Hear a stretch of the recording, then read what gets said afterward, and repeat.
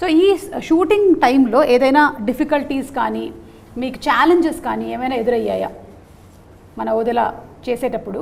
Challenges కంటే కూడా universe nature మాకు చాలా హెల్ప్ చేసింది.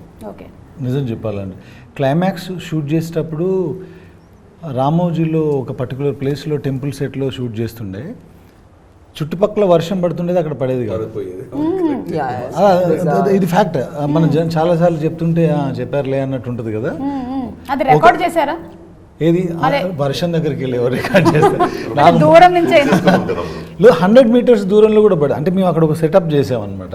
వర్షం పడితే ఇంకా ఆ రోజు గాన్. పెద్ద పట్టణాలని ఒక పర్టికులర్ ఒక పండగ జరుగుతుంది ఆ టెంపుల్ దగ్గర.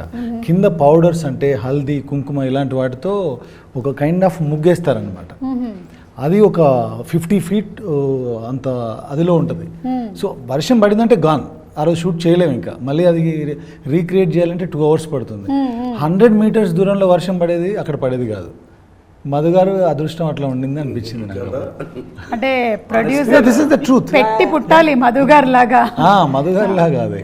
అంత వర్షం పడినా అక్కడ పడలేదంటే మాకు కూడా ఎప్పుడైనా ప్రీ రిలీజ్ ఈవెంట్ సుమ గారు ఆయన చెప్పేవాళ్ళు, రాదండి మన లొకేషన్ లో వర్షం రాదు, ఏదో ఈయన సిగ్నల్స్ పంపించేసారు.